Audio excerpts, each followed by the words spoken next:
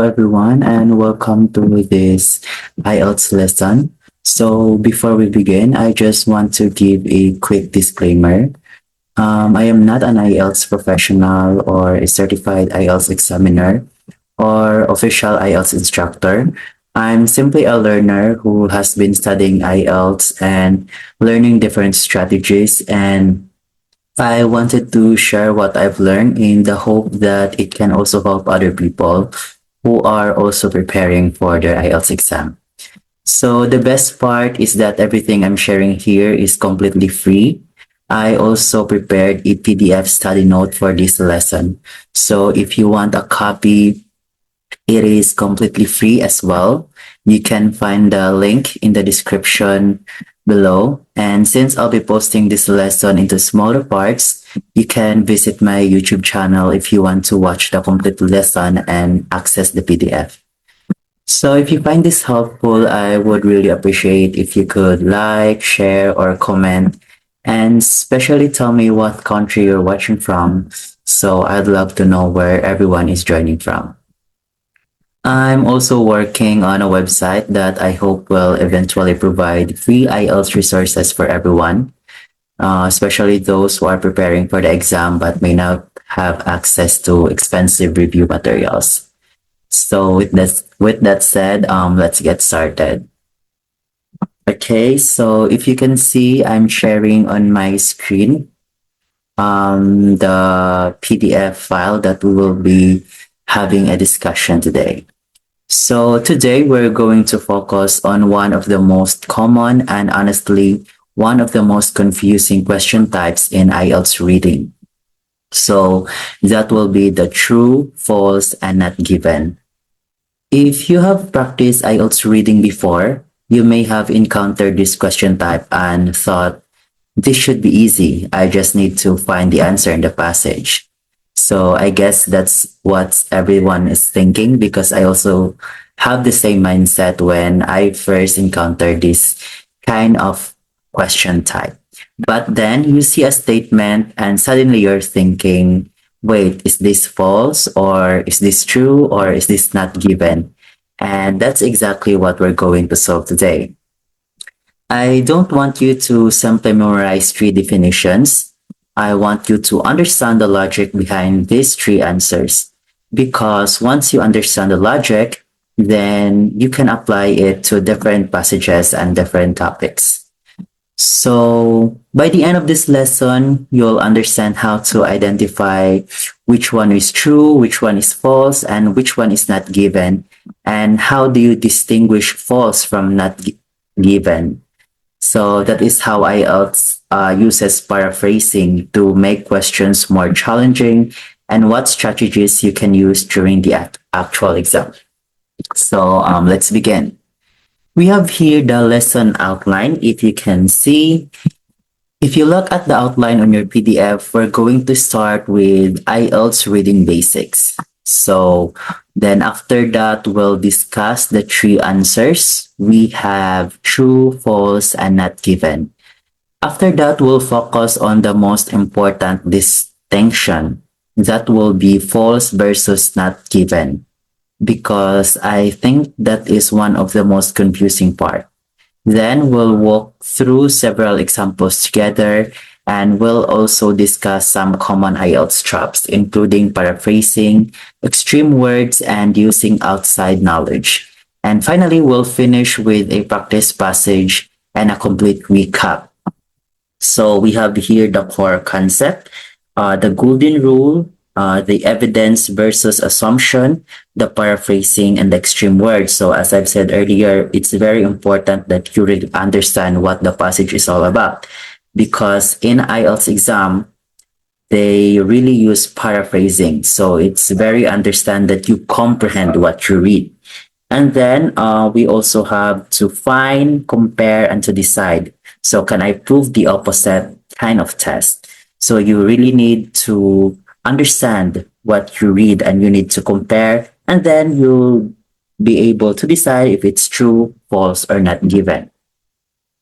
So first, let's talk about the IELTS reading, which is actually testing. So a common misconception is that IELTS reading is simply a test of how quickly you can read, but it's not. As I've said, reading quickly can definitely help because you have limited time. However, IELTS reading is also testing whether you can locate information, you understand meaning, you recognize paraphrases, and of course, if you can be able to distinguish information that is stated and information that is not stated. And this is simply important for today's lesson. Whenever you're answering a question, I want you to ask yourself, what does the passage tell me? Not what do I already know? And also not what sounds logical. Your answer must be based on the information in the passage. Think of the passage as your source of evidence. Now, let's look at the three answers. We have true, false, and not given. So let's start with true. When we say that a statement is true, it usually agrees with the information in the passage. So in simple terms, the passage says the same thing. The second one, false. A statement is false when it contradicts the information in the passage. So in other words, the passage says something that proves the statement is wrong. And lastly, not given. So a statement is not given when the passage does not provide enough information to decide whether the statement is true or false. So in simple terms, the information is missing.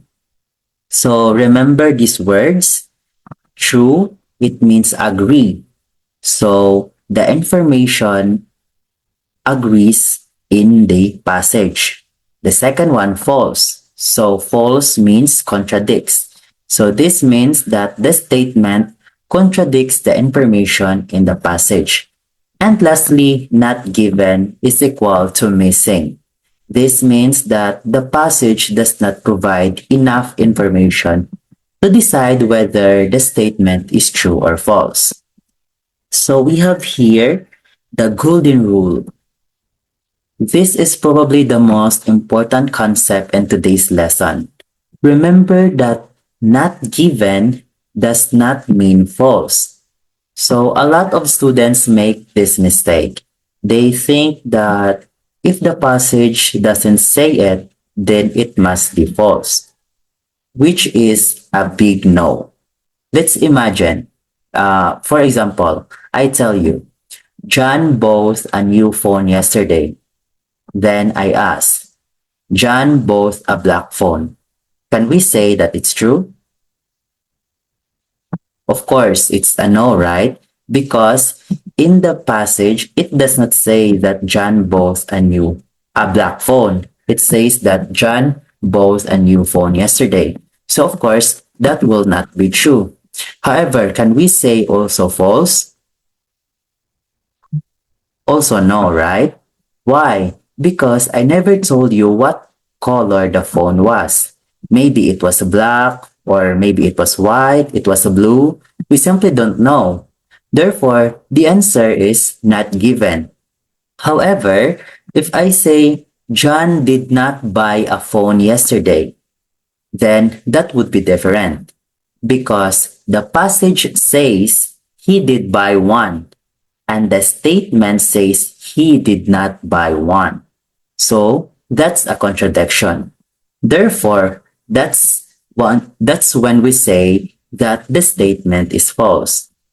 So again, remember, if the information is missing, then that is not given. However, if the statement contradicts to the information, then that is when we say that the statement is false. Okay? So now let's look at our three-step system. So step 1, I have here find. So ask yourself, can I find information about this idea in the passage? If you cannot find it, it may be not given. However, if you do find it, then move to step 2. So for step 2, we have here Compare. Now ask, does the statement agree with or contradict the information? Don't just look for individual words. You need to compare the meaning.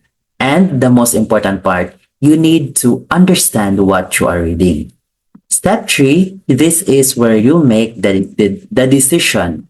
So, same meaning, again, if the statement has the same meaning with the passage, it is true. And if it is the opposite meaning, then it is false. And lastly, if the information is missing, then it is not given. So always remember, first, you need to find. Second, you need to compare. And third one, you need to decide. Okay?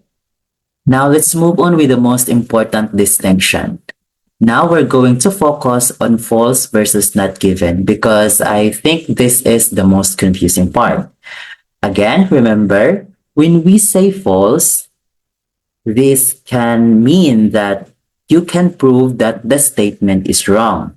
And if you say not given, this means that you cannot provide enough proof if it is true or false because the passage doesn't tell me. So here's a really useful question to ask yourself. Can I prove the opposite using the passage? If the answer is yes, then it's false. Because as I've said, false equals to opposite. And if the answer is no, because the information is simply absent, then it's not given.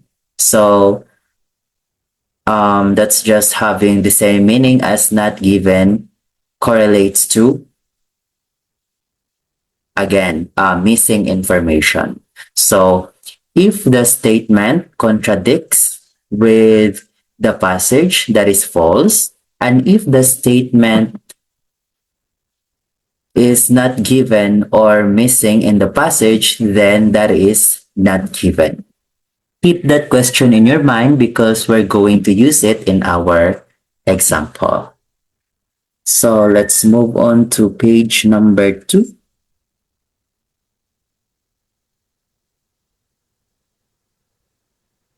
Okay, so this one, work examples. This is where we're going to apply what we just learned. And as we go through each example, don't just think about the answer. Always ask why. So we have here, example number 1, university library. So our passage says, the university library opens at 8 a.m. from Monday to Friday. Now let's look at the first statement.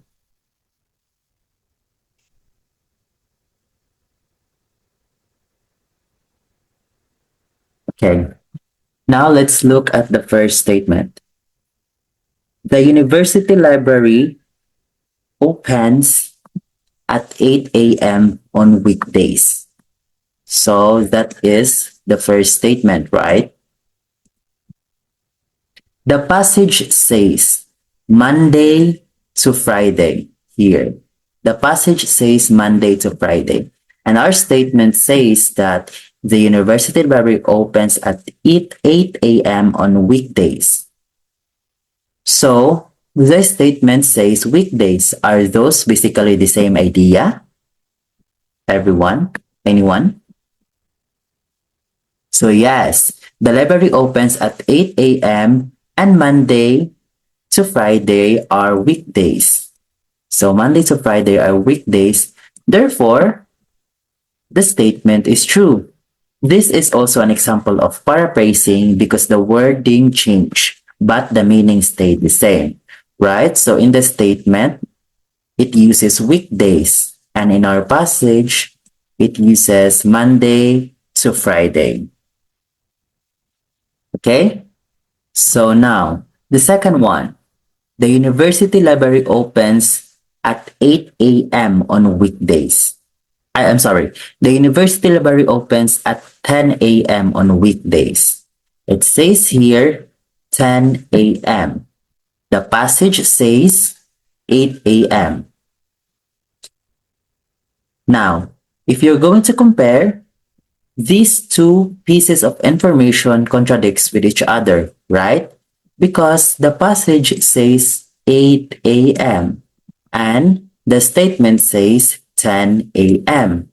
So therefore, the answer will be false because again, it contradicts with the passage. The passage says that the university library will open at 8 a.m. However, the statement says it's 10 a.m. So therefore, the answer is false. Okay? Now, let's move on to the last one. We have here, the university library has 50 computers. Now, can we find anything about computers in the passage? Look again in the passage. Is there something that says there are 50 computers in the library? It's a no, right?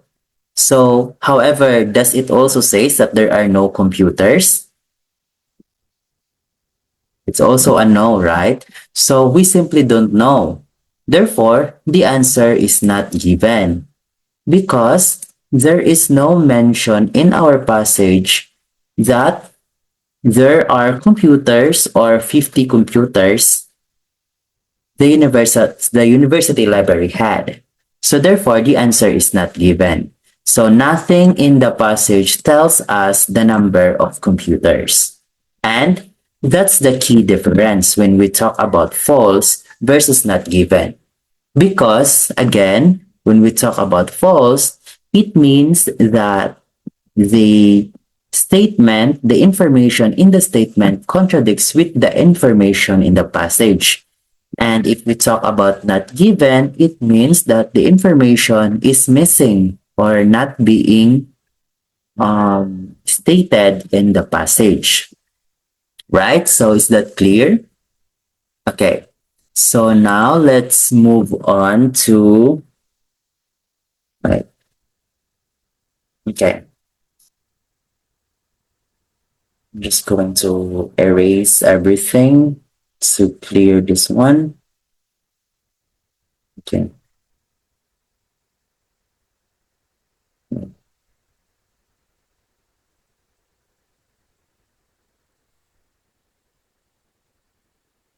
Okay. So, second example, we have here Maria's car. So, the passage says Maria bought a new car last month. Now, the first statement, it says Maria bought a red car. Now, do we know she bought a car? Did Maria bought a car? Of course, yes. Our passage, look here, our passage tells us that Maria bought a new car last month. However, could it have been red? Could it have been color red? Yes, maybe. It can be red. Could it have been another color? Could maybe blue or green? Also, yes, right? It can be red or green or blue. However, it is not mentioned. It is not mentioned in our passage what color the car has that Maria bought. So therefore, the answer to this is not given. Why? Because we know that she bought a car, but the color is not stated. So maybe red, maybe green, or maybe blue. So therefore, it means that the passage lacks information on what the color of the car Maria bought. So therefore, the answer is not given. Now we have here, second statement. Maria did not buy a car last month. Okay. Again, Maria did not buy a car last month. So the passage, it stays here, Maria bought a new car last month. So if you're going to understand it, the statement contradicts with the information in the passage because in the passage, it tells us that Maria bought a car last month. And in the statement, it tells us that Maria did not buy a car last month. So therefore, the answer to this is false. False, right? Because the passage explicitly says she bought a car last month, right? It says here, it's in the passage, Maria bought a new car last month. So if you're going to analyze it, the information in the statement contradicts with the information in the passage. So that is why you're going to answer it false, right? Okay.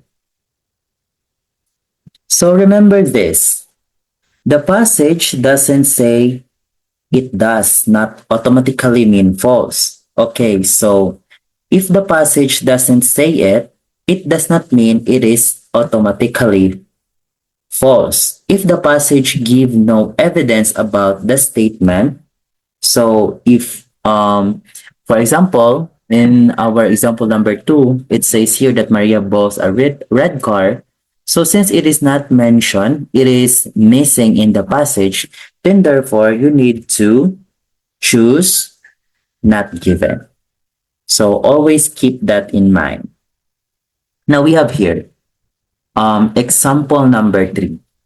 So this one, it's a longer passage. So the passage says, in 2010, researchers at Greenfield University began studying the effects of regular exercise on university students. So the study involved 200 students between the ages of 18 and 25. Participants were asked to exercise for at least 30 minutes, 3 times a week. After 6 months, researchers reported that students who followed the exercise program experienced improved concentration. Now let's identify the important information. So if you're going to comprehend it, the study began in 2010 and there were 200 students and their ages were 18 to 25. They also exercise for at least 30 minutes 3 times a week, and after 6 months, researchers reported improved concentration. So now, let's look at statement number 1. It says here, the study began in 2010. Directly stated, right? So our statement number 1 here, the study began in 2010. Now, is there information in this statement that is true to what it says in the passage? Anyone? Right. Okay, so it's true, right? It's true. Why? Because if we're going to look again in the passage, just look at the first sentence in our passage. It says here, in 2010, researchers at Greenfield University began studying the effects of regular exercise on university students. So it's directly stated, right? Therefore, the answer is true because in 2010, basically, that's when the study began, 2010. So therefore, the answer to this statement is true.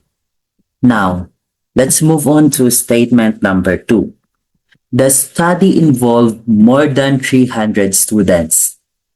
The study involved more than 300 students. So, what's your answer? Is it true, false, or not given? True, false, or not given? So, it's false, right? Why? Why is it false? It's because, again, we're going to go back to our passage and we're going to locate about the number of students that are involved in the study. So we have here the second sentence from our passage. It says here that the study involved 200 students between the ages of 18 and 25. So therefore, the participants in the study are 200 students. That's what the passage says about. And the statement, it says here, the study involved more than 300 students. Now, That information contradicts with the information in the passage which says that the study only involved 200 students. So therefore, our answer to that is false. The passage says 200 students, contradicting more than 300. And lastly, we have here last statement. The study included students from several different universities. Again, the study included students from several different universities. So what do you think? Is that a true, a false, or it's not given in the passage? Okay, so does the passage tells us that? Is there any information in the passage that says that the study included students from several different universities? Not right. There's no mention about that. And thus it tells us the opposite. Do you think it contradicts with the information in the passage? Also no, right? Yes, that's correct. So therefore, the answer is not given. So the passage does not tell us whether students came from several universities or not. So the answer to this is not given. There is missing information if the study included students from several different universities or not. So therefore, the answer is not given. So is it much clearer now? Mm-hmm. Okay, so that's it. Let's move on to page number 3. So for page number 3, this section is important because sometimes IELTS doesn't make the question difficult by giving you extremely complicated information. No. IELTS instead, it changes the wording or adds small details that can affect the answer. And that's what we called paraphrasing. So here in IELTS reading, it's very important that you manage your time wisely. And the second one is that you comprehend and understand what you read, especially the information in the passage, and also you compare it to the information in the statement. So for first one, we have here paraphrasing. Our passage says the number of international students increased significantly. So that's what the passage says. This is just only an example. However, the question might say there was a substantial rise in the number of overseas students. So at first, these look quite different, right? But let's compare the meanings. So when we talk about international, does this mean overseas also? Correct. So it basically has the same meaning, right? And increase, it was changed to rise, and significantly was changed to substantially. So even though IELTS changed the vocabulary, the meaning remains similar. Therefore, assuming the context supports the same meaning, the answer will be true. This is why you should not only search for the exact words from the question.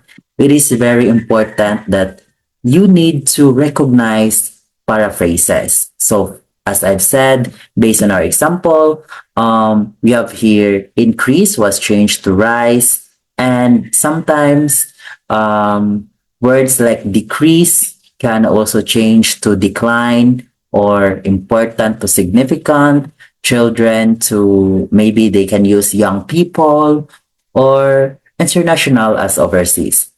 Again, the words may change, but the meaning is what matters. So that's very important that you know what the meaning of the words that you are reading.